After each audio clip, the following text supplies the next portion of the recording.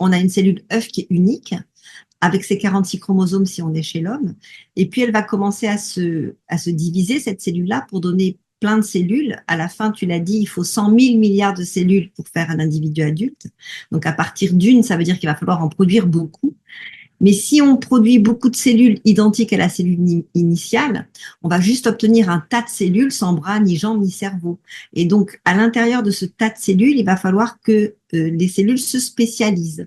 On dit qu'elles acquièrent une identité cellulaire. Et cette identité cellulaire, c'est quoi? C'est pouvoir fabriquer certaines protéines et pas d'autres. Une cellule de pancréas, comment est-ce qu'elle devient une cellule de pancréas?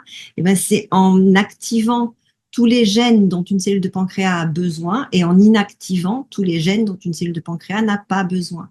Et donc, ce chemin-là de différenciation, de spécialisation, qui se fait de façon très progressive au cours des premières semaines du développement embryonnaire, il se fait grâce à la position des marques épigénétiques pour activer certains gènes et en réprimer d'autres.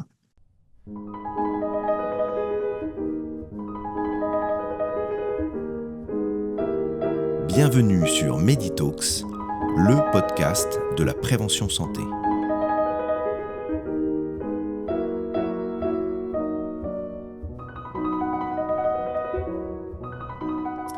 J'ai le grand plaisir de recevoir aujourd'hui sur Meditalks Corinne Auger, professeure d'université et chercheuse en génétique et épigénétique à l'université de Tours.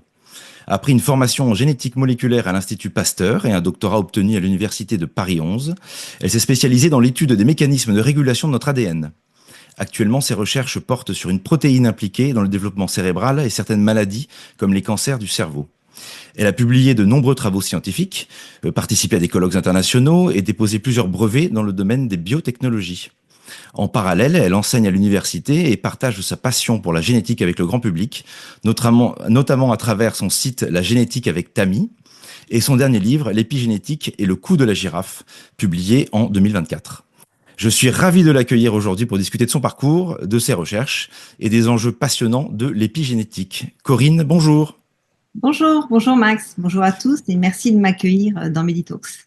Eh bien, c'est un honneur pour nous. Merci beaucoup d'avoir accepté mon invitation. Donc, on va évoquer ton parcours. On va évidemment parler d'épigénétique puisque c'est le cœur de notre sujet aujourd'hui, en essayant de comprendre ses implications sur l'évolution des êtres humains et sur la santé aussi en particulier. Et puis, on essaiera de terminer avec des sujets un petit peu plus larges en ouvrant un petit peu le débat. Est-ce que tu peux, pour commencer s'il te plaît, comme on le fait traditionnellement sur Meditalks, nous parler un petit peu de ton enfance, de ton environnement, dans l'environnement dans lequel tu as grandi? Alors, je suis née à Marseille, je suis marseillaise d'origine, mais j'ai quitté Marseille assez rapidement pour aller m'installer avec mes parents dans le sud-ouest. D'accord. Et puis, j'ai été élevée pendant quelques années par ma grand-mère. Et ensuite, avec mes parents et ma sœur, on a fait une petite étape en région parisienne et je suis revenue à Marseille à 11 ans. Donc, j'ai fait ensuite toute ma scolarité à Marseille, collège, lycée et mes premières années d'université. D'accord, donc tu as pas mal déménagé effectivement dans ton enfance. Oui. Qu'est-ce que je veux dire? Est-ce que tu viens d'une famille de scientifiques? Comment t'es venue cette envie? Pas du tout. Je viens d'une famille, ma maman est enseignante, a été parce qu'elle était à D'accord. la retraite, et mon père était ingénieur, mais plutôt dans le domaine des technologies plus que de la biologie. Donc avec, oui, une coloration scientifique, mais en fait, il a pas fait toute sa carrière dans ce domaine-là. Ensuite, il s'est réorienté, puis il est parti au Canada pour finir sa vie professionnelle, au Canada où il est toujours installé. D'accord. Et ta mère enseignait quoi du coup? Elle était instite en école maternelle. D'accord, ok. Oui, important aussi. Ouais. Donc elle enseignait un peu de tout. Un peu de tout, c'est ça. D'accord. Et est-ce que du coup, si c'est pas une influence familiale directe, est-ce que tu te rappelles dans ton parcours à quel moment tu étais sensible aux sciences? Est-ce que c'est venu à un moment précis ou est-ce que ça a toujours été une sensibilité particulière pour toi? Alors, dans mes souvenirs, j'ai toujours été à l'aise avec des disciplines scientifiques au collège et au lycée. Donc, c'est tout naturellement que je me suis orientée vers des études scientifiques supérieures. Enfin, tout naturellement, c'est pas tout à fait exact parce que initialement, je voulais être neurochirurgien. Donc, il fallait passer par médecine, mais à la sortie du lycée, médecine, ça m'a fait peur. C'est des études longues et je me voyais pas entreprendre des études longues. Donc, je suis partie à la fac de sciences et j'ai fait des études longues puisque le doctorat, c'est 8 ans quand même. Bah oui. Donc, Bon, mais cette vocation pour la recherche, ça m'est venu en fait en première ou deuxième année de doc de biologie. À l'époque, on parlait de DUG, on parlait pas de licence. D'accord. Je me souviens très bien d'un cours de biologie cellulaire où le prof avait dessiné au tableau, parce qu'on n'avait pas non plus les diaporamas, tout ça n'existait pas à l'époque. Le prof avait dessiné au tableau une cellule avec les récepteurs à la surface de la cellule, et puis comment les hormones ou les ligands se fixaient à ce récepteur-là et faisaient passer le message à l'intérieur de la cellule avec les conséquences moléculaires à l'intérieur de la cellule. Et le déclic, je l'ai eu là, je me suis dit, moi, c'est ça que je veux faire. Je veux comprendre au niveau moléculaire comment ça marche une cellule, aller au cœur des choses au niveau moléculaire. Et ensuite, j'ai orienté toutes mes études dans cette perspective-là, avec une bifurcation assez rapide sur tout ce qui est génétique, tout ce qui est ADN. J'ai fait mon DEA en 89 et à l'époque, tout le monde me disait, mais il faut pas aller dans le domaine de l'ADN, c'est bouché, il n'y a plus de Ouais. place, il y a tout le monde. Enfin bon. Mais comme ça me plaisait vraiment, bah, j'ai persisté et puis finalement, j'ai bien fait puisque Ah oui, j'ai l'impression. j'ai réussi à en faire mon métier. Et parce qu'à La cette époque-là, chance, du coup, pardon, excuse-moi. À cette époque-là, il y avait un engouement particulier sur l'ADN, l'étude de l'ADN et les recherches en particulier là-dessus? ben, c'était le début du génie génétique. D'accord. On avait découvert les enzymes de restriction quelques années, quelques 15, 20 ans auparavant. On avait découvert on était vraiment en plein boom de la révolution de la biologie moléculaire suite aux découvertes de Jacques Monod, de l'ARN messager, suite au séquençage du génome humain. Enfin, on était vraiment dans ce boom-là.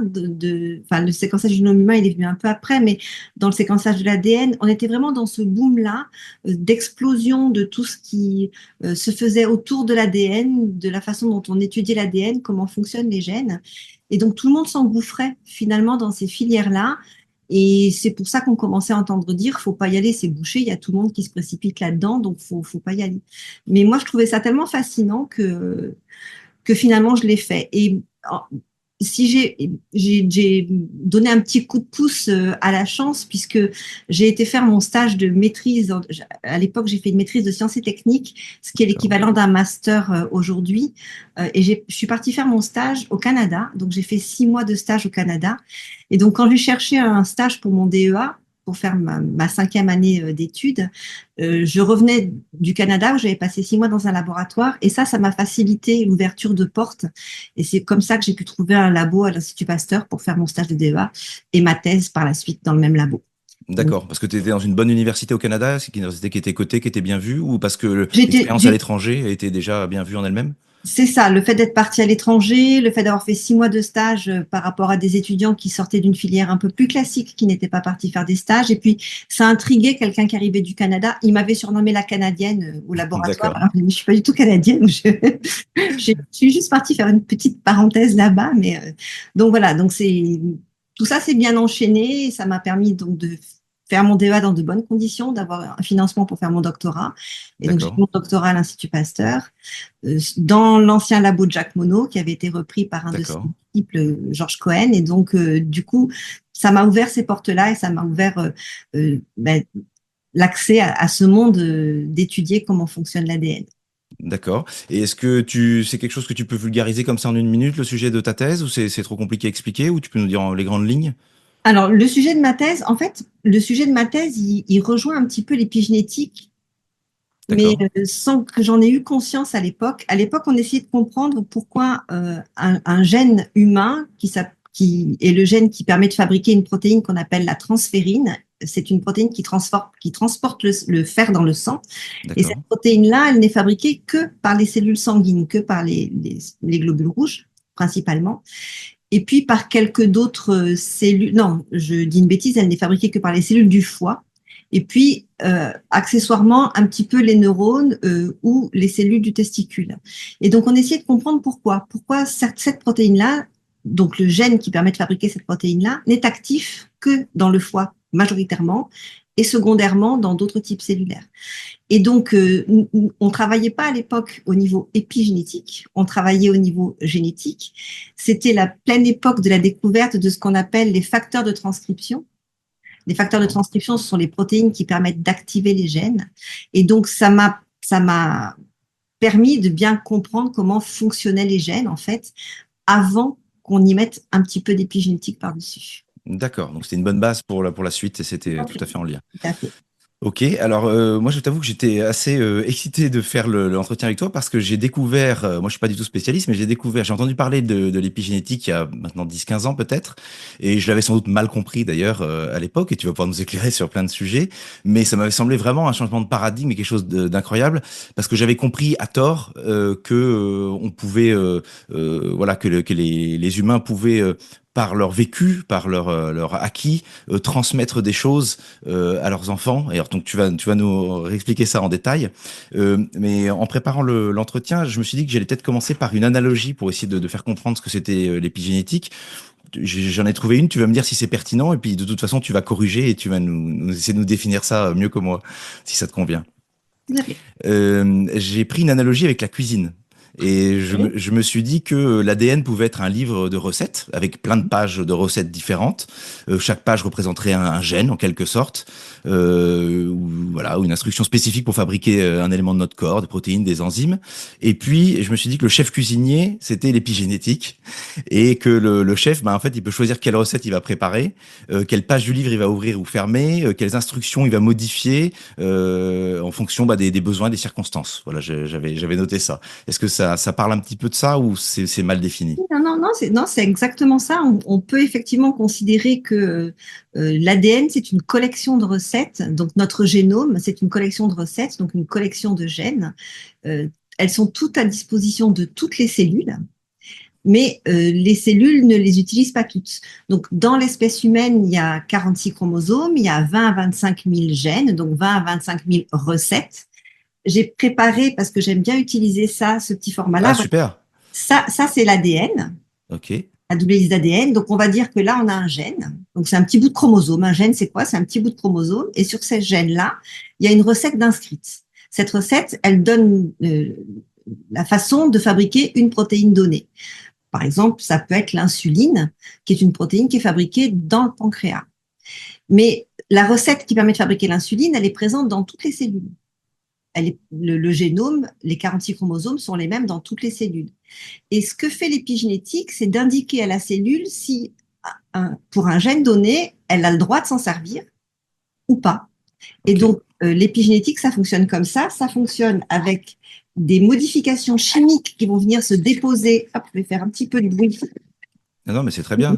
Les marques T'as bien fait de épigénétiques. prévoir ça, c'est super. Voilà. Donc, ça fonctionne de cette façon-là. Donc, si une cellule doit utiliser un gène donné, donc par exemple le gène qui permet de fabriquer l'insuline, donc on est dans Mhm. les cellules de pancréas, il D'accord. va y avoir de déposer sur l'ADN, sur les chromosomes, des petites modifications chimiques qu'on appelle des marques épigénétiques, que je vais matérialiser ici par une petite pince à linge verte, parce Ok. elle est activatrice. Et donc, D'accord. quand sur un gène donné, il y a plein de pinces à linge verte, cette région-là du chromosome va rester ouverte et dans la cellule correspondante, la cellule pourra se servir de la recette. D'accord. Dans le gène, dans les cellules de pancréas, le gène qui permet de fabriquer l'insuline, il est couvert de pinces à linge verte, donc de modifications chimiques, de marques épigénétiques qui ouvrent l'ADN à cet endroit-là et qui autorisent la cellule à fabriquer l'insuline. Très Maintenant, si clair. on va dans une cellule où la cellule ne doit pas fabriquer l'insuline, mettons un neurone, alors il faut fermer la recette, il faut la verrouiller. Et donc les marques qui vont être posées dessus, les marques épigénétiques, les modifications chimiques, elles sont de nature restrictive et ça va compacter le chromosome, donc ça va camoufler le gène et la cellule ne pourra pas s'en servir.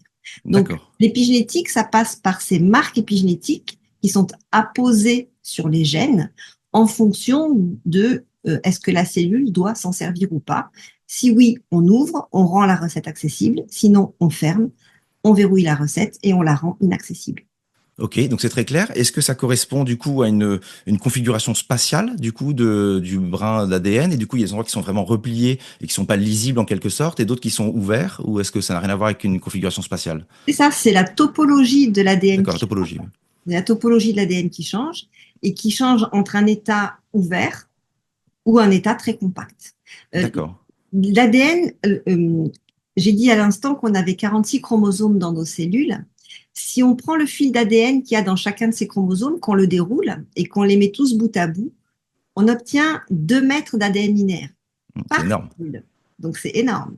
Et ces 2 mètres-là, il faut les faire tenir dans un tout petit noyau. L'image que j'aime bien prendre, c'est comme si vous vouliez faire tenir un petit fil très fin de 6 kilomètres dans une balle de ping-pong.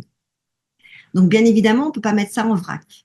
Donc, l'ADN, il est très organisé, il est enroulé sur des petits cylindres de protéines qu'on appelle les histones. Et ces cylindres, ensuite, ils sont enroulés les uns sur les autres. Et donc, l'état de compaction, il varie. Et il varie en fonction des marques épigénétiques qui sont posées sur les chromosomes au niveau des gènes. Il y a des endroits qui sont très compacts et des endroits qui sont beaucoup plus ouverts. D'accord. Alors, avant de rentrer dans le détail, parce que j'ai plein de questions, mais peut-être qu'on peut revenir un tout petit peu en arrière avant de rentrer dans les détails plus techniques, biologiques. Je voulais reprendre le titre de ton livre, en fait, et que tu nous expliques effectivement la tension qui existe entre la vision darwinienne et lamarckienne, je ne sais pas si on dit comme ça, sur le coup de la girafe et cette histoire qui est connue, mais j'aimerais bien que tu la rappelles pour nos auditeurs parce que c'est important, il me semble.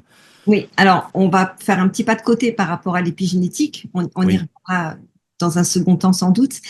Ce qui m'intéressait, c'est de montrer dans le livre comment l'épigénétique peut réconcilier les deux théories, la théorie de Darwin et la théorie de Lamarck.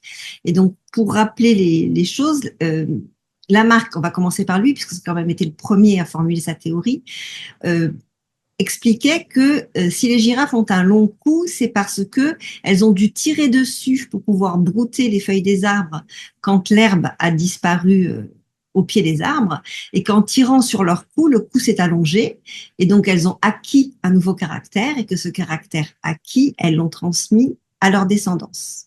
Donc ça, c'est la théorie de Lamarck. Donc la transmission des caractères acquis, c'est une petite part de sa théorie. Il y a plein d'autres choses en parallèle, comme la génération spontanée, enfin des choses qui sont complètement tombées dans les oubliettes parce que c'était faux. Et Lamarck disait au contraire qu'il n'y a pas de caractères acquis qui sont transmis à la descendance, mais il y a au départ une variation génétique dans la population avec des girafes qui ont un grand cou et des girafes qui ont un petit cou. Et quand l'herbe se fait rase au pied des arbres, quand il n'y en a plus, les girafes qui ont un petit cou ne peuvent plus s'alimenter, donc elles meurent. Ne reste que la population des girafes au long cou, et donc cette population-là transmet naturellement ce caractère-là à sa descendance, mais c'est un caractère qu'elle possédait avant d'avoir à l'exprimer, enfin à l'utiliser en quelque sorte. donc ça c'est la vision darwinienne. Ça, c'est la vision darwinienne. Après, il y a aussi la vision darwinienne, elle parle aussi de compétition sexuelle. Elle dit que les caractères qui donnent un avantage reproductif à des individus vont être des caractères qui vont être mieux sélectionnés par rapport à ceux qui n'ont pas d'avantage sexuel. Et pour la girafe, on peut considérer que l'avantage reproductif, c'est que en réalité, les mâles, quand ils combattent pour séduire les femelles, les mâles se battent entre eux et ils se battent à coups de tête. Et le fait d'avoir un grand cou et une grosse tête, ça donne un avantage pour vaincre ses adversaires dans la conquête des femelles. D'accord. Voilà. Ok, très clair. Merci pour ce rappel. Et donc effectivement, donc ton livre vise en fait à réconcilier un petit peu ces deux visions, ces deux Deux théories. approches, oui, c'est de Tout, théorie. tout à fait. Et alors, je suis désolé, c'est un petit peu désordonné parce que j'avais tellement de questions que je suis un peu dans tous les sens. Mais déjà, la première chose que j'ai retenue, j'ai regardé tout ce que tu as fait avant de l'interview. Et si j'ai bien compris, donc comme tu le disais au tout début, en fait, le génome, bah, c'est le même dans toutes les cellules du corps humain. Par contre, l'épigénome, on dit, du coup, Oui, on dit il, l'épigénome. il est cellule dépendant, en fait. Oui, il est cellule dépendant et même entre les cellules d'un même organe, comme par exemple toutes les cellules du foie, Mhm. deux cellules côte à côte ne vont pas avoir exactement le même épigénome. Globalement, oui, D'accord. parce qu'il faut qu'elles fabriquent les mêmes protéines, mais elles vont pas avoir exactement le même. Il y a beaucoup plus de variations entre les cellules au niveau de l'épigénome qu'au niveau du génome.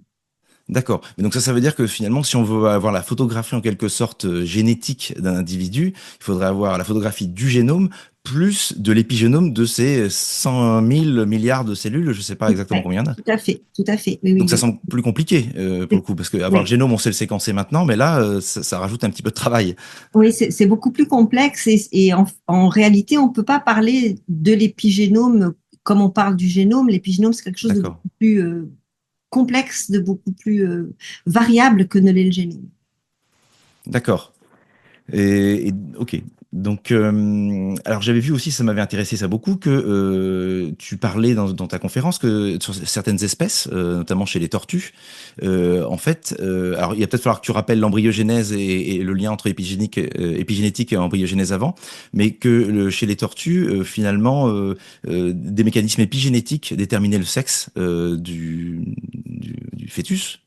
Et donc, je voulais que tu nous expliques effectivement un petit peu ça, et puis savoir du coup si c'est des choses aussi qui pouvaient se passer chez l'humain, si on pouvait transposer ça chez l'humain ou pas, ou s'il n'y avait pas du tout de choses prouvées là-dessus chez l'humain. Alors, cette chose-là, on ne peut pas la transposer chez l'humain parce que le déterminisme du sexe chez l'humain, il est génétique et il est chromosome dépendant. Il dépend de la présence ou pas du chromosome Y. Donc, on ne peut Mhm. pas du tout transposer ça chez les tortues. Mais on a ce bel exemple chez les tortues et on a aussi un bel exemple chez les abeilles avec le devenir social de l'individu. Euh, ce- Selon avec quoi l'abeille est nourrie, la larve d'abeille est nourrie, et ce sont aussi des mécanismes épigénétiques qui rentrent en jeu pour définir le destin d'une reine ou d'une ouvrière. Et chez les tortues, c'est la même chose. En fait, l'œuf de tortue n'est pas déterminé sexuellement au départ, et c'est en fonction de la température à laquelle se trouve placé l'œuf au moment où le déterminisme du sexe se met en place. Donc, il y a quelques jours dans le développement embryonnaire de la tortue, en fonction de la température. Donc, si la température est élevée, ça va enclencher la fabrication d'une enzyme qui convertit la testostérone en oestrogène. Et donc, D'accord. dans ces cas-là, on va avoir des femelles. Si la température reste basse, on n'aura pas la production de cette enzyme qui convertit la testostérone en oestrogène, et donc les petites tortues seront majoritairement des mâles. Et l'activation de la fabrication de cette enzyme, une enzyme, c'est une protéine, donc elle a sa recette inscrite quelque part dans un gène. L'activation de ce gène pour fabriquer ou pas cette enzyme qui convertit la testostérone, elle est, elle, sous la dépendance de la position de marque épigénétique. Donc, c'est l'épigénétique qui contrôle si les tortues sont des mâles ou des femelles, principalement. D'accord. Très bien. Et donc, oui, je voulais revenir, encore une fois, c'est un peu dans le désordre, je suis désolé, mais je voulais revenir à l'embryogénèse aussi, parce que tu expliques en fait que, pour le coup, là, il y a une interaction avec l'épigénétique qui est très forte, et que la différenciation des cellules, en fait, qui sont à la base indifférenciées, se fait grâce à des marqueurs épigénétiques, si j'ai bien compris. Oui, oui, oui. Pour moi, c'est le principal rôle de l'épigénétique. Enfin, c'est son plus spectaculaire et c'est D'accord. celui que je trouve absolument fascinant. Si on met à part une autre chose que je trouve aussi fascinante, c'est la façon dont c'est détraqué dans les maladies comme le cancer, par exemple. Ouais, mais tu nous en Mais parleras après. finalement, le développement d'une tumeur cancéreuse, ça ressemble beaucoup au développement embryonnaire. Il y a beaucoup de Ah, d'accord. mécanismes qui sont très similaires. Et donc, au départ, on a, après la fécondation, donc la rencontre de l'ovule et du spermatozoïde, on a une cellule œuf qui est unique, avec ses 46 chromosomes si on est chez l'homme. Et puis, elle va commencer à se diviser, cette cellule-là, pour donner plein de cellules. À la fin, tu l'as dit, il faut 100 000 milliards de cellules pour faire un individu adulte. Donc, à partir d'une, ça veut dire qu'il va falloir en produire beaucoup. Mais si on produit beaucoup de cellules identiques à la cellule initiale, on va juste obtenir un tas de cellules sans bras, ni jambes, ni cerveau. Et donc, à l'intérieur de ce tas de cellules, il va falloir que les cellules se spécialisent. On dit qu'elles acquièrent une identité cellulaire. Et cette identité cellulaire, c'est quoi? Ben, c'est pouvoir fabriquer certaines protéines et pas d'autres. Une cellule de pancréas, comment est-ce qu'elle devient une cellule de pancréas? Eh ben, c'est en activant tous les gènes dont une cellule de pancréas a besoin et en inactivant tous les gènes dont une cellule de pancréas n'a pas besoin. Et donc, ce chemin-là de différenciation, de spécialisation, qui se fait de façon très progressive au cours des premières semaines du développement embryonnaire, il se fait grâce à la position des marques épigénétiques pour activer certains gènes et en réprimer d'autres. Donc ça, c'est quand le processus est enclenché. Et en général, on me demande, oui, mais au début, ça se passe comment? Oui. En général, c'est la question qui vient. Mais au début, assez curieusement, ce sont des forces mécaniques qui vont déterminer quelles sont les cellules qui feront l'embryon et quelles sont les cellules qui feront les annexes embryonnaires. Et ces forces mécaniques, elles sont liées à la position de la cellule dans la masse initiale. Les cellules qui sont au cœur de la masse initiale feront l'embryon et la position des cellules au cœur de la masse initiale donneront les différentes cellules de l'embryon par étapes successives, et les cellules qui sont autour feront le placenta et toutes les annexes embryonnaires. Donc au départ, ce sont des forces mécaniques, et puis petit à petit, il y a des signaux qui se mettent en place. Le génome du fœtus, le génome de l'embryon ne s'exprime pas du tout pendant les premiers jours. Il commence à s'exprimer, enfin, de l'embryon, c'est pas un embryon, au début, c'est une masse de cellules, hein. Donc, le génome est complètement inactif. Il a été complètement inactivé par des mécanismes épigénétiques également. Ces D'accord. marques épigénétiques-là, elles vont être totalement effacées et elles vont être remplacées petit à petit au fur et à mesure de la spécialisation des cellules par les marques épigénétiques propres à l'embryon et à ses différentes cellules et à ses différents organes. D'accord, c'est vrai que c'est assez Mais fascinant. c'est fascinant, mais alors, quand je le raconte comme ça, on a l'impression que ça fait tout. Il faut pas croire que c'est l'alpha et l'oméga de tout, même à ce Non, bien moment sûr. très essentiel. Il y a d'autres mécanismes en jeu pour déterminer, par exemple, la polarité de l'embryon, qu'est-ce qui va devenir la tête, qu'est-ce qui va devenir la queue, les bras, les jambes. Il y a aussi tout un ensemble de gènes qui sont très importants pour cette formation-là, cette Oui, le code construction. génétique fait partie aussi du programme Oui, oui, oui, NIR et tout du à fait. développement. Le code génétique fait partie du programme de développement, mais il est très fortement assisté D'accord. par l'épigénétique. D'accord. Et alors, je rebondis tout de suite là-dessus, du coup, puisqu'on parle effectivement de fœtus. J'ai vu dans une autre intervention que tu signales, pour le coup, le fait que le comportement de la mère, en particulier dans les 3 premiers mois, peut avoir un impact très fort, pour le coup, sur les marques épigénétiques. En particulier, je crois que tu parlais dans une vidéo de la consommation de cannabis. Si la mère se drogue, voilà, apparemment aux États-Unis, il y a une consommation assez forte de cannabis dans certains États.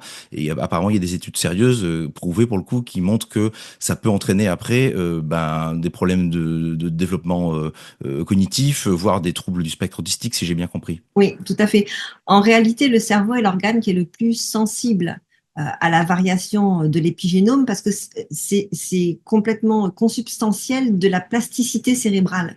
Mhm. Les neurones sont capables de plasticité. C'est quoi la plasticité cérébrale? C'est la capacité d'interagir des neurones interagir entre eux. Donc, de la communication entre neurones, elle se fait, elle se renforce à certains moments, elle s'affaiblit à d'autres moments. Il y a des circuits qui se créent et qui peuvent se défaire, et d'autres circuits qui peuvent se créer au gré de nos apprentissages. Et tous ces processus-là, ils sont aussi très fortement assistés par des mécanismes épigénétiques. Et ces mécanismes épigénétiques, qui sont à l'œuvre dès la construction du cerveau chez le fœtus, pour fabriquer les neurones, tout simplement, comme je l'ai expliqué tout à l'heure. Et on a prouvé qu'il y avait que l'environnement utérin pouvait créer des désordres dans cette construction du cerveau de l'enfant en fonction effectivement de l'environnement maternel. Alors, je ne veux pas mettre la pression sur les mamans parce que je trouve qu'elles en ont déjà bien assez. C'est vrai. En particulier en ce qui concerne le cannabis, la consommation paternelle est tout aussi importante que la consommation maternelle et peut aussi impacter le développement du fœtus. Mais il a été montré aux États-Unis que dans les États qui ont libéralisé la consommation de cannabis, où les futures mamans en consomment beaucoup au cours du premier trimestre pour lutter contre les nausées du premier trimestre. Je crois que la consommation, c'est 17% des futures mamans qui consomment du cannabis pour lutter contre les nausées du premier trimestre.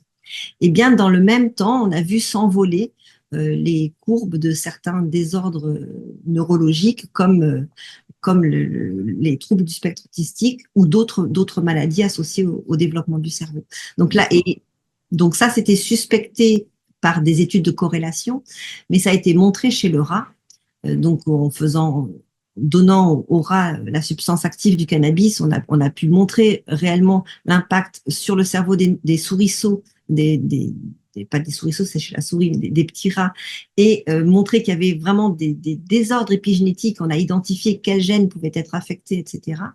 D'accord. Et on a trouvé la même chose chez des fœtus qui sont issus d'IVG. Donc aux États-Unis, il y a une étude qui a été faite. Donc c'est des IVG volontaires où les mamans ont accepté de donner à la science pour que ce soit étudié. Et là aussi, ils ont montré que quand la maman et le papa ou le papa étaient consommateurs de cannabis, il y avait un impact sur le cerveau du fœtus et un impact D'accord. au niveau de l'épigénétique.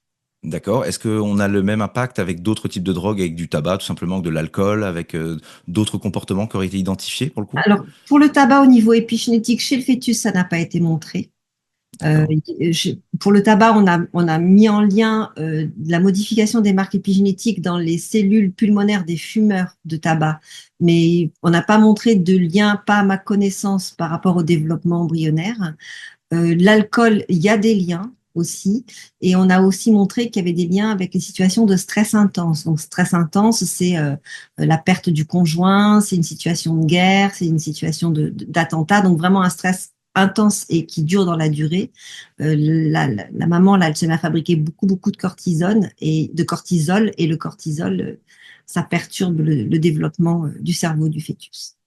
D'accord. Et donc, si je comprends bien, le cerveau est particulièrement sensible en fait à des modifications épigénétiques par rapport aux autres organes. Oui, tout à fait. C'est l'organe le plus sensible. D'accord. En quelque sorte, c'est son mode de fonctionnement qui fait qu'il utilise les marques épigénétiques pour fonctionner beaucoup plus, enfin pour adapter son fonctionnement. Dans le cas d'un apprentissage, par exemple, ça va être l'imprégnation d'un souvenir va être consolidée grâce à des marques épigénétiques. Donc, c'est vraiment un organe qui est très sensible à l'altération de l'environnement quand ça modifie des marques épigénétiques, surtout chez l'embryon. D'accord. C'est très clair, merci. Comme on est sur le cerveau, je voulais continuer, mais je ne sais pas si tu auras d'en parler parce que tu disais dans ta présentation à Agora Science qu'il y avait des brevets en cours de dépôt sur tes recherches actuelles, et donc je ne sais pas où ça en est. Est-ce que tu peux nous parler de ce que tu fais en ce moment ou c'est pas encore possible? Si, non, c'est possible puisque le brevet a été déposé, donc Ah bah maintenant, bravo, maintenant, félicitations. maintenant j'ai le droit d'en parler. En fait, au laboratoire, donc nous, on travaille sur une tumeur du cerveau. Donc, je travaille dans le laboratoire iBrain à Tours, à la fac de médecine de Tours. C'est un laboratoire INSERM. Et je travaille donc sur des tumeurs du cerveau qui s'appellent des glioblastomes, qui sont des tumeurs extrêmement agressives puisque l'espérance de vie des patients à 5 ans, elle est inférieure à 5%. Donc, on a très peu d'armes thérapeutiques pour lutter contre ce glioblastome.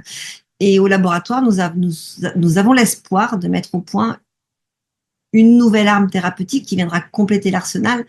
On n'imagine pas qu'on va guérir tous les glioblastomes avec notre approche, mais on Mhm. espère que ça pourra être utile à de nombreux patients. En fait, on va diriger, une fois que le chirurgien a enlevé la tumeur, on va diriger une protéine tueuse à l'intérieur des cellules qui vont rester autour de la tumeur, enfin, à l'endroit où il y avait la tumeur, comme c'est une tumeur infiltrante, il y a toujours des cellules tumorales qui restent dans le tissu que laisse le chirurgien. Il ne peut pas tout enlever. Le chirurgien, on est dans le cerveau, donc c'est très limité. Et donc, on va bombarder avec des ultrasons cette protéine tueuse à l'intérieur des cellules qui restent euh, une fois que le chirurgien a enlevé la tumeur, en espérant tuer ces cellules qui restent et donc faciliter derrière l'activité de la chimiothérapie, de la radiothérapie et améliorer la survie des patients. Donc, on- voilà, on vient d'obtenir un financement de la Ligue nationale contre le cancer pour pouvoir commencer à développer ce projet. Eh ben, félicitations, c'est un beau projet, effectivement. Oui, Tu citais juste avant qu'il y avait une sorte de parallèle qu'on pouvait faire entre l'embryogenèse et le développement d'une tumeur cancéreuse. oui. Est-ce que tu peux expliquer un petit peu ça? Eh bien, une tumeur cancéreuse, quand elle se développe, elle va donc, elle va faire que les cellules prolifèrent, un petit peu comme au début du développement embryonnaire. Il faut fabriquer beaucoup de cellules, donc les cellules prolifèrent. À l'intérieur d'une tumeur, c'est la même chose. Et à l'intérieur d'une tumeur, la tumeur va faire en sorte d'échapper au système immunitaire du patient pour que le patient ne s'en débarrasse pas. Elle va vasculariser, elle va attirer des vaisseaux sanguins pour être vascularisée pour pouvoir se nourrir. Donc un petit peu comme un fœtus va développer son système sanguin pour pouvoir vivre. Mhm. Et à l'intérieur de la tumeur, les cellules vont perdre de leur identité de départ. Par exemple, si c'est une tumeur du poumon, les cellules qui forment la tumeur vont régresser en termes d'identité. Donc là, il y a toute l'épigénétique qui se met en place à l'intérieur du développement tumoral. Elles vont perdre leur identité et elles vont se redifférencier dans des types cellulaires qui sont pas vraiment des types cellulaires normaux, entre guillemets, c'est des cellules tumorales. Hein. Et donc, on a toute cette hétérogénéité avec plein de types cellulaires différents à l'intérieur d'une tumeur. Et c'est ça qui rend, pour les cancers qui échappent encore, comme le glioblastome, aux approches thérapeutiques, c'est ça qui rend difficile de les traiter parce que finalement, on n'a pas une masse homogène, on a une masse très hétérogène avec des cellules dont le génome varie beaucoup. Par rapport au développement embryonnaire, le génome des cellules cancéreuses, c'est un génome qui mute beaucoup et avec un épigénome qui varie encore plus. Donc, on a vraiment quelque chose de très hétérogène à l'intérieur des tumeurs et qui les rend difficiles, pour celles qui nous restent à vaincre, difficiles à traiter.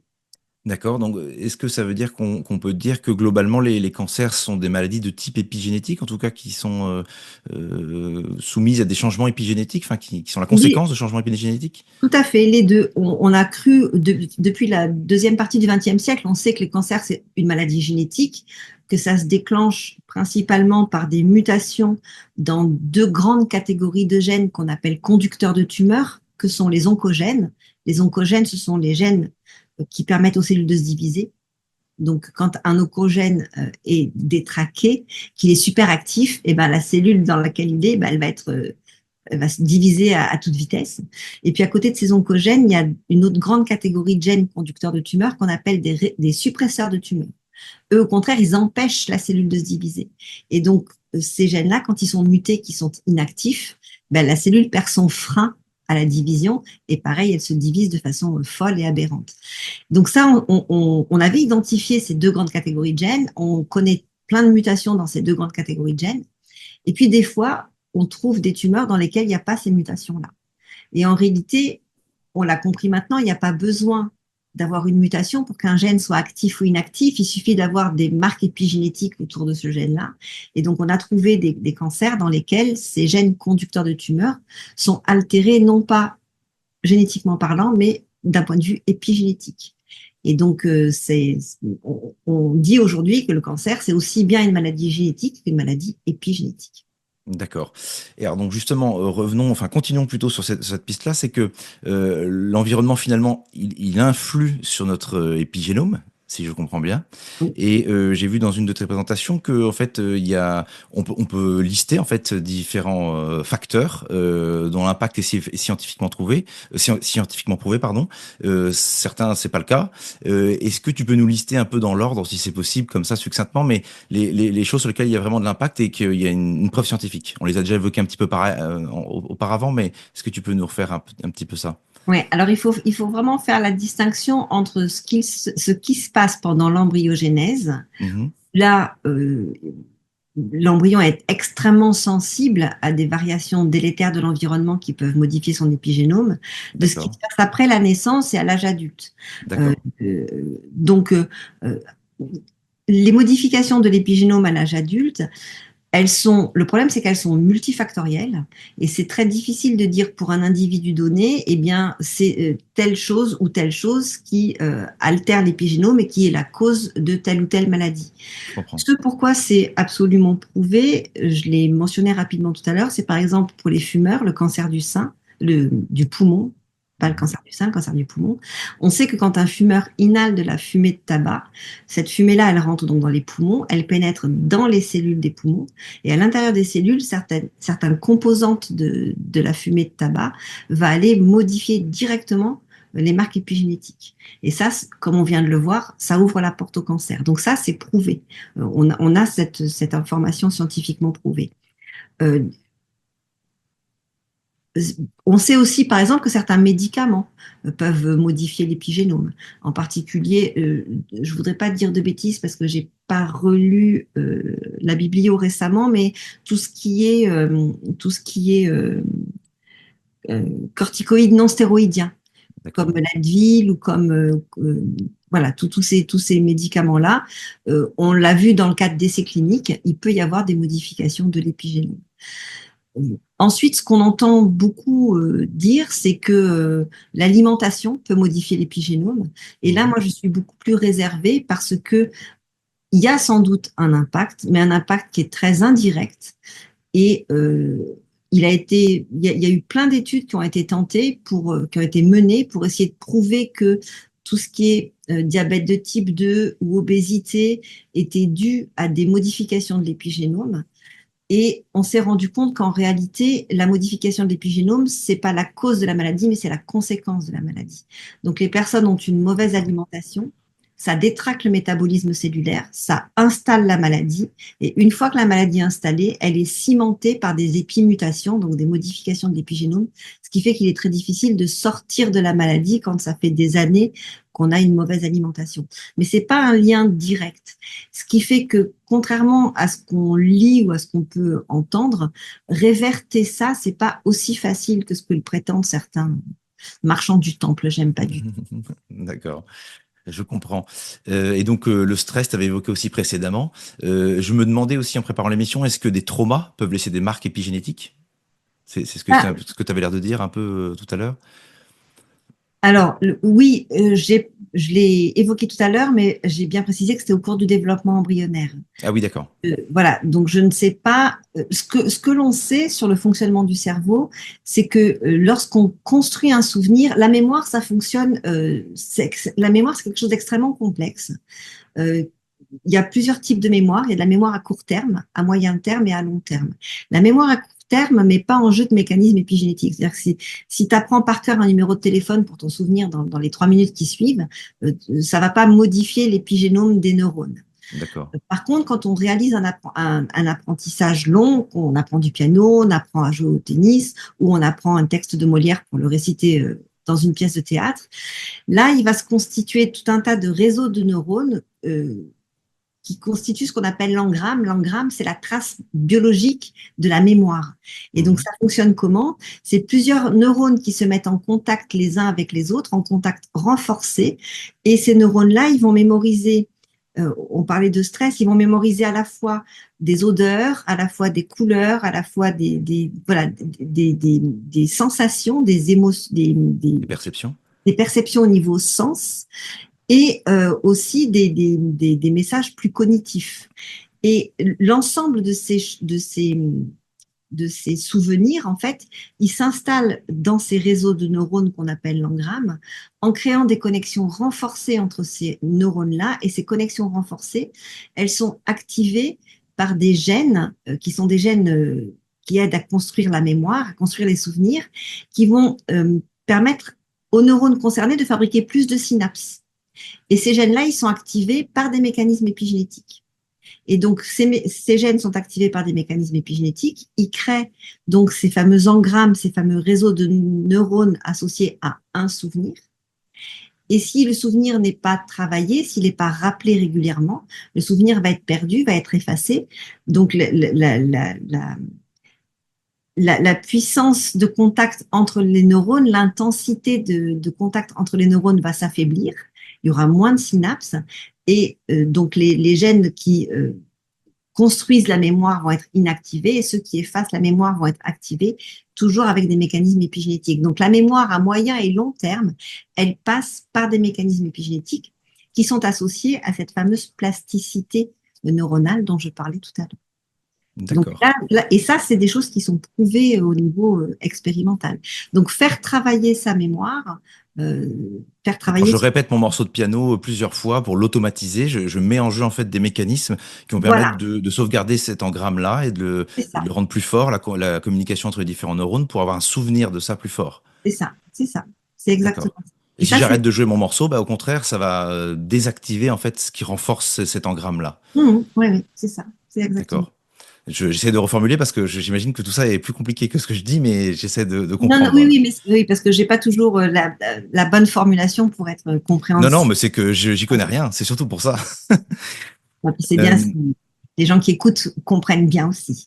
Oui, oui, on va essayer de s'en assurer. Et du coup, j'avais une autre question qui m'était venue au passage aussi. Est-ce que on a des moyens, alors ça peut être rien à voir, est-ce qu'on a des moyens artificiellement de jouer sur les marqueurs épigénétiques? Est-ce qu'on peut artificiellement, où il y a des recherches en cours là-dessus, je dis n'importe quoi, mais imaginons que voilà, on peut se créer un automatisme de piano sans l'avoir joué, quoi. Tu vois ce que je veux dire? Non, alors ça, pour l'instant, c'est pas fait. Mais ce qu'on développe, c'est ce qu'on appelle des épimédicaments, donc des Ah médicaments oui, qui je vont veux bien que tu nous en agir sur parles, ça. l'épigénome. Alors, il y en a 4 qui sont actuellement en clinique, aussi bien. Alors, 4 en clinique aux États-Unis et seulement 3 sur les 4 en clinique en Europe. Ce sont des épimédicaments qui permettent de lutter contre certains cancers du sang, donc des lymphomes en particulier. Mais ce sont des épimédicaments qui sont très généralistes, qui vont aller modifier l'épigénome de toutes les cellules en fait. Donc, pas uniquement les cellules cancéreuses. Et donc, ce sont des épimédicaments qui, comme la chimiothérapie, ont des effets secondaires assez durs. Et c'est pour ça qu'en Europe, il y en a 1 sur les 4 qui n'est pas utilisé en Europe parce que les instances européennes ont considéré que les bénéfices rendus étaient insuffisants par rapport aux effets secondaires. Donc ça, c'est les épimédicaments de première génération. Il y en a un que le grand public peut connaître, qui n'est pas utilisé pour le cancer, mais qui est utilisé pour l'épilepsie, c'est la dépakine. Le principe actif de la dépakine, c'est le valproate, et le valproate, c'est un produit qui modifie l'épigénome. Donc, c'est pour ça que le valproate, quand il est donné, quand les mamans épileptiques sont obligées de prendre du valproate alors qu'elles sont enceintes, d'ailleurs, je crois que maintenant c'est formellement interdit par les autorités sanitaires, eh bien, pendant des années, ça a fait des enfants qui naissaient avec des troubles du comportement, des troubles neurologiques et des graves malformations physiques parce que on perturbait directement l'épigénome du fœtus en construction et donc on arrivait à des choses épouvantables. Donc le valproate, c'est un médicament connu, c'est un épimédicament connu et qui est utilisé depuis les années 80. D'accord. Et par ailleurs, il fonctionne sans les Par ailleurs, problèmes il fonctionne pour d'embryon. l'épilepsie. Si la femme n'est pas enceinte, pour l'épilepsie, il fonctionne très bien le valproate. Il est encore administré, mais il ne faut surtout pas le donner à une femme enceinte. Donc ça, c'est les épimédicaments de première génération. Et on est en train de développer des épimédicaments de seconde génération qui vont faire ce que tu disais, alors pas pour le piano, mais en particulier pour le cancer, pour essayer d'aller soigner les cellules cancéreuses. Donc pour aller restaurer la fonction. Qui sont spécifiques sur l'épigénome des cellules cancéreuses. Voilà, c'est ça. Pour soit réparer les fameux suppresseurs de tumeurs qui sont inactivés par des épimutations, enlever ces épimutations-là pour réactiver les suppresseurs de tumeurs, soit désactiver les oncogènes, pareil, en modifiant les marques épigénétiques pour les désactiver. Donc, on est en train de développer ces épimédicaments-là pour modifier l'épigénome. On n'y est pas encore. Pour l'instant, on est au stade expérimental. Ça marche sur des cellules en culture au laboratoire. D'accord. C'est loin du patient. Et surtout que tu m'as dit, si j'ai bien compris, que l'épigénome est différent dans chaque cellule. Alors, on retrouve peut-être une typologie dans une tumeur, par exemple, on va y avoir du commun en fait d'épigénome sur les cellules de la tumeur, mais quand même, j'imagine que ça fait une difficulté supplémentaire. Si l'épigénome est différent sur chaque cellule, il va falloir trouver quelque chose, un dénominateur commun suffisamment robuste pour travailler, quoi. Oui, tu mets le doigt sur la grande difficulté, c'est qu'effectivement, l'épigénome, il est encore plus variable au sein des cellules d'une tumeur cancéreuse, entre les cellules d'une tumeur cancéreuse qu'entre des cellules de foie, par exemple, chez un individu qui n'a pas de tumeur. Donc, non, c'est vraiment une grosse difficulté à résoudre, cette variabilité tumorale sur l'épigénome. Et la variabilité sur l'épigénome, elle est bien supérieure à la variabilité génétique, puisque quand il y a une mutation qui se produit dans une cellule, des mutations qui se produisent dans des cellules, ils s'en produisent tout le temps. Tous les jours, on a toutes nos cellules qui sont agressées au niveau de leur ADN par les rayons du soleil, mais on est armé génétiquement pour réparer les mutations. Donc, nos cellules savent réparer les mutations, et ce qui fait qu'il en reste très peu des mutations dans nos cellules.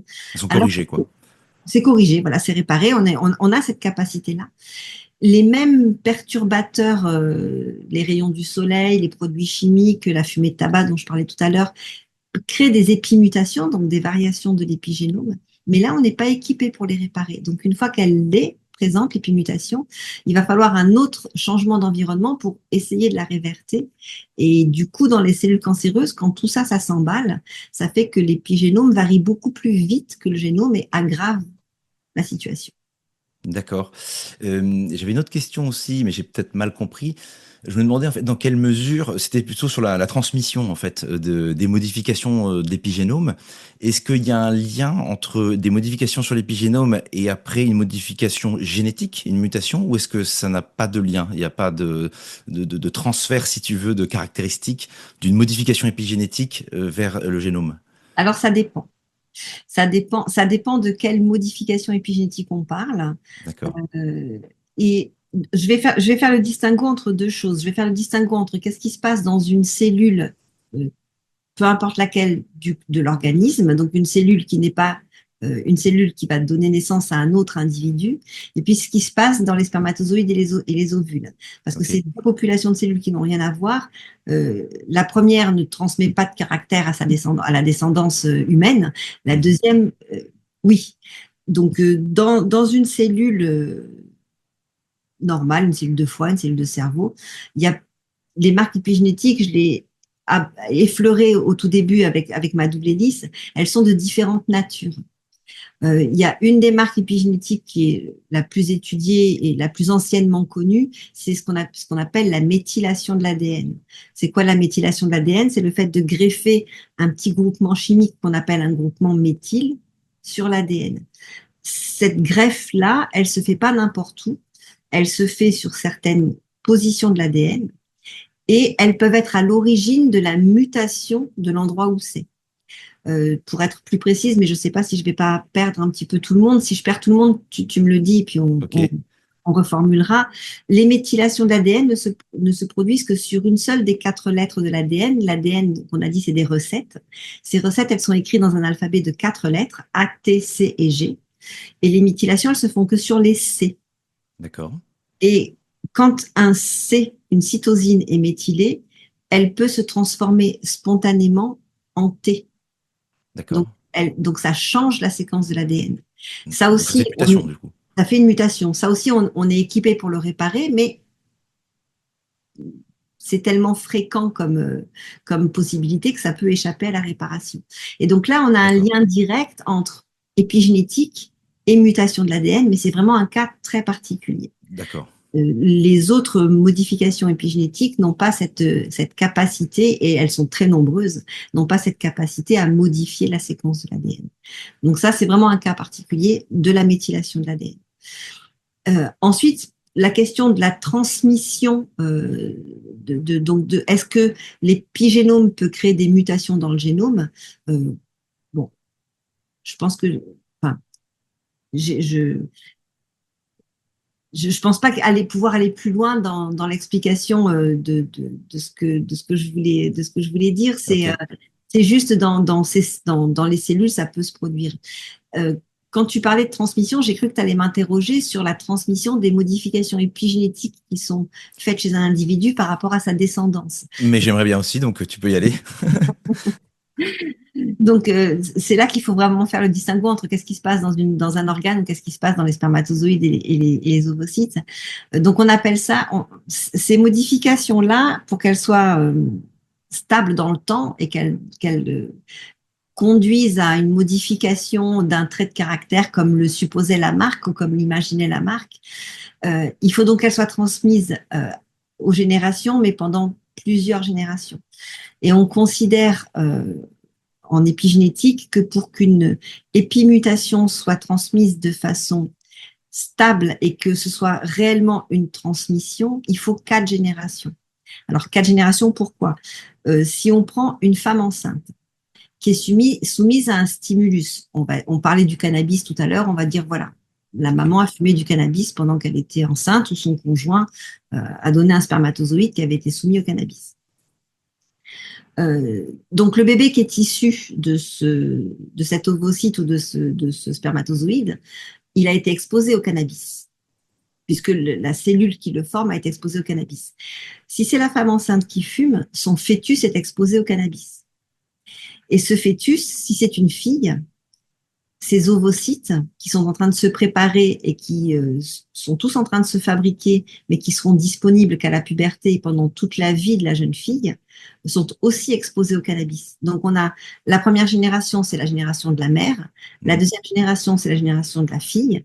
La troisième génération, c'est les petits-enfants. Donc, ces 3 générations-là, elles ont été directement exposées au cannabis. Donc, pour savoir si les modifications épigénétiques dues au cannabis qu'on observe sont transmises de façon transgénérationnelle, il faut aller voir la 4e génération. Celle n'a jamais été exposée.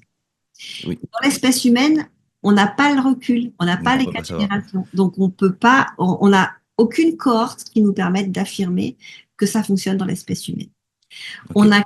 On a fait bien sûr des expériences chez les animaux. Alors, ça marche chez les drosophiles, les petites mouches qui tournent autour des fruits pourris l'été, là, qui sont l'animal modèle des généticiens. Ça marche chez un ver de laboratoire qu'on appelle Caenorhabditis elegans. Là, ça marche sur plusieurs générations, la transmission des modifications épigénétiques. Ça marche pas chez les mammifères. Pour l'instant, on n'a rien de concluant. Il y a 2 études qui ont été publiées récemment sur 4 générations de souris, mais elles se contredisent entre elles et elles sont pour moi pas assez solides parce qu'il n'y a pas assez d'individus. Donc, pour l'instant, on n'a rien qui permet de l'affirmer chez les mammifères.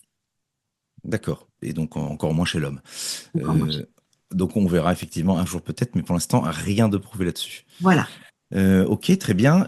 Différent, si je peux compléter, Vas-y, je t'en prie, je t'en prie. c'est différent de si on se place dans le cas de la sélection naturelle, où on a une modification de l'environnement qui va perdurer sur plusieurs générations. Mhm. Et cette modification de l'environnement, elle induit une épimutation. Cette épimutation, elle va être maintenue de génération en génération, mais c'est parce que la pression de sélection continue C'est lié à d'être. l'environnement, quoi. C'est lié à l'environnement. Et donc, du coup, cette épimutation, elle peut permettre effectivement un phénomène d'adaptation en attendant que ce soit cimenté par une mutation comme les avait vu Darwin.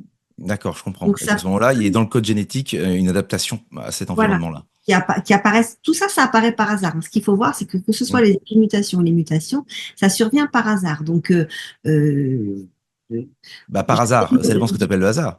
si, c'est par hasard. Jacques Oui, Monod mais avait. fumer n'est pas un hasard. Non, Il y a quand même une. fumer n'est pas un hasard, mais les épimutations qui vont se produire sur les cellules cancéreuses, Oui, elles se produisent à l'endroit où elles se produisent par hasard.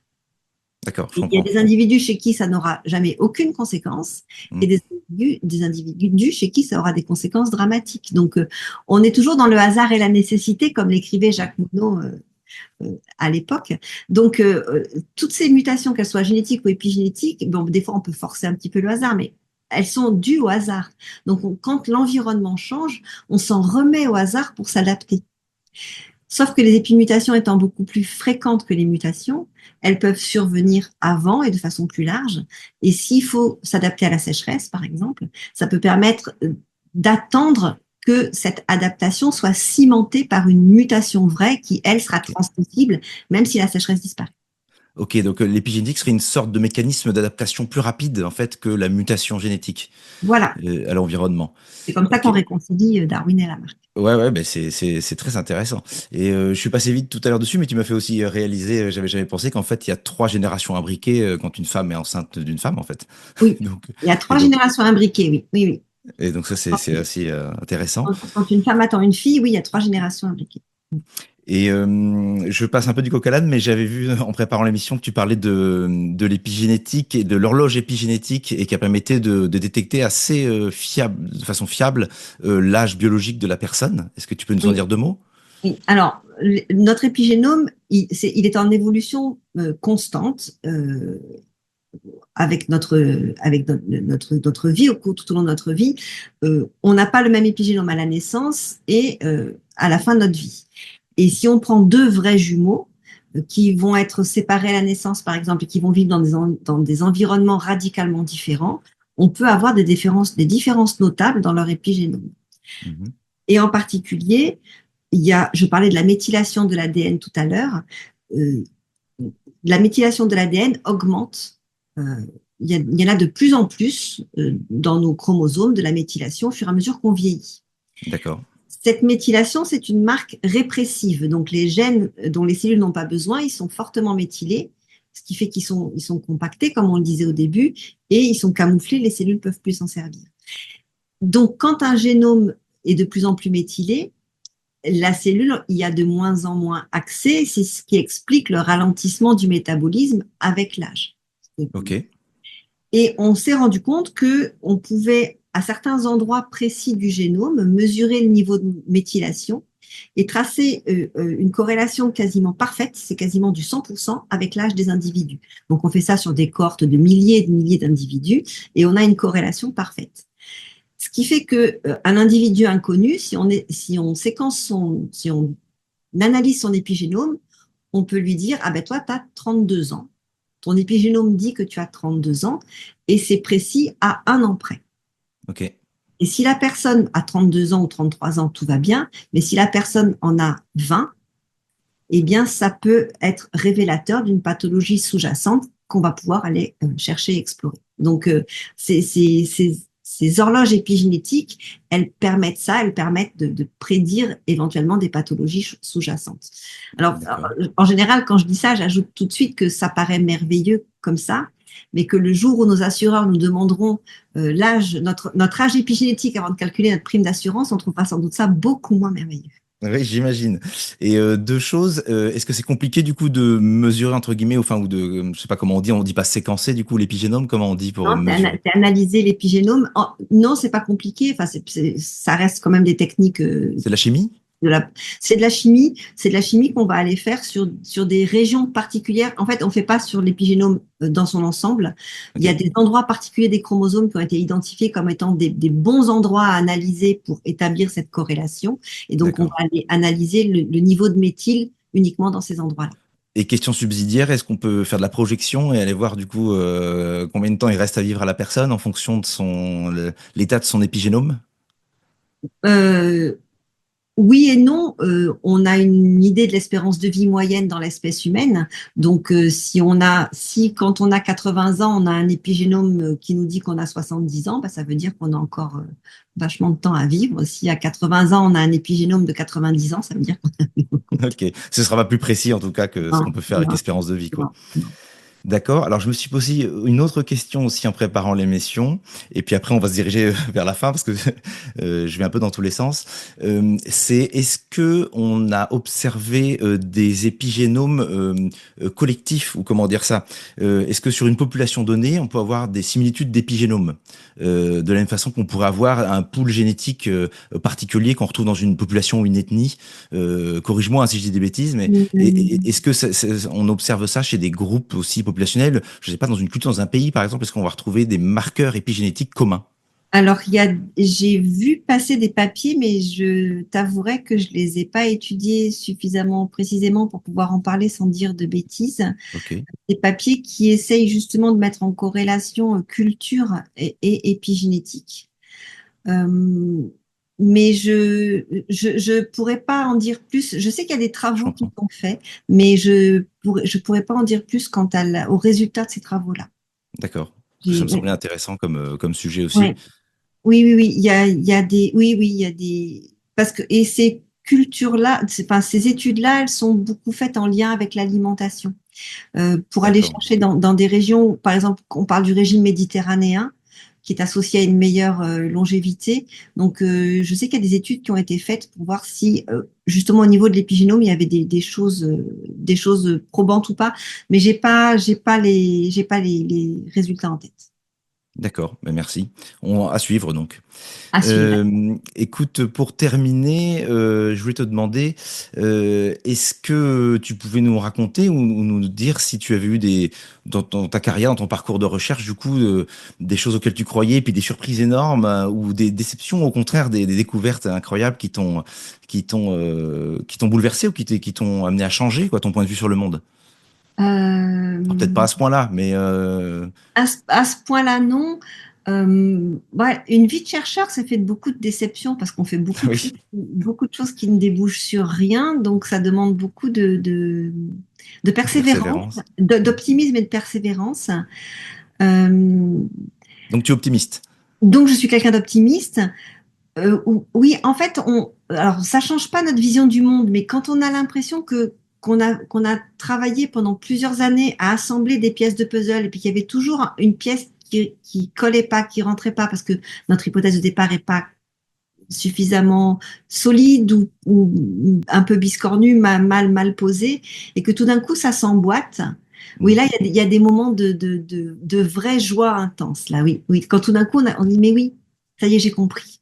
Oui. Ah oui, c'est On agréable, a, c'est on a, agréable. on a ces moments-là. Dans une vie de chercheur, on a ces moments-là où tout d'un coup, les choses s'éclairent et on voit que ce à quoi on a pensé prend place.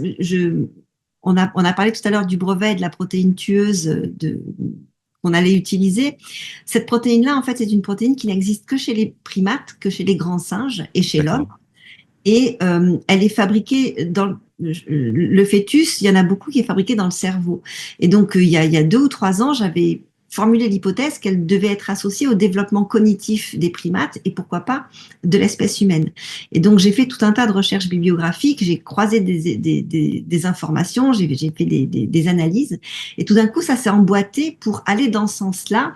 Et c'est vrai que là, du coup, on est content de dire, j'ai apporté une petite pierre à la compréhension de comment, pas comment, mais qu'est-ce qui fait que le cerveau humain et le cerveau des primates est un cerveau différent des autres cerveaux animaux, euh, par la quantité de connexions entre les neurones qui sont fabriqués, etc. Et là, j'avais eu l'impression d'avoir trouvé un petit élément et ça fait plaisir. Bah oui, ce serait satisfaisant. Bravo. Et je rebondis parce que tu as évoqué l'optimisme et ça me parle beaucoup et ça me fait penser à cette phrase que tu connais sans doute, je crois que c'est Alain, qui dit que le pessimisme est d'humeur et que l'optimisme est de volonté. Ça me parle parce qu'il faut quand même, il faut vouloir être optimiste parce que sinon on a beaucoup de raisons d'être pessimiste, quoi. Ah, je sais pas, moi j'ai pas l'impression de me Non, forcer tu à vois pas être comme ça? optimiste. Non, c'est Tu es naturellement optimiste. en général quand j'entreprends une chose, c'est avec la conviction que je vais réussir à la faire parce que sinon je l'entreprends pas, quoi. Et c'est vrai dans la vie de tous les jours en réalité aussi. Eh ben, bravo. Est-ce que tu aurais pour terminer un message à transmettre peut-être aux gens qui voudraient faire une carrière scientifique, recherche ou non, mais qui voudraient se lancer là-dedans, qui pourraient les aider à y voir plus Un clair ou à message, avancer plus vite? il faut le faire si on en a envie. Si on aime ça et qu'on en a envie, il faut le faire parce qu'on ne fait bien que ce qu'on aime et qu'on a envie de faire, d'une part. Et puis d'autre part, un message aussi pour que les gens prennent conscience que toutes ces applications de la recherche dont on parle, les épimédicaments, tous ces sujets-là, n'existent que parce que la recherche fondamentale existe. La recherche fondamentale, c'est le terreau de tout le reste et qu'il faut vraiment être très attentif à protéger notre recherche fondamentale qui est en ce moment assez gravement menacée. Et c'est vraiment important de protéger notre recherche fondamentale. C'est le terreau de tout le reste. Si on coupe la recherche fondamentale, on reviendra au Moyen Âge. Donc, c'est vraiment important de préserver notre recherche fondamentale.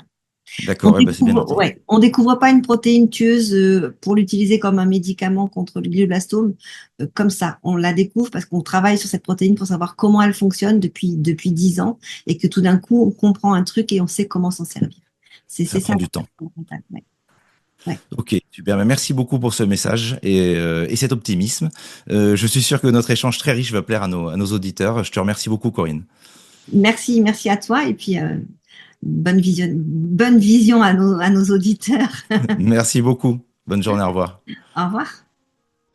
Si cet épisode t'a plu, merci de liker, de commenter, de partager et de t'abonner pour suivre les prochains épisodes. Ciao, merci.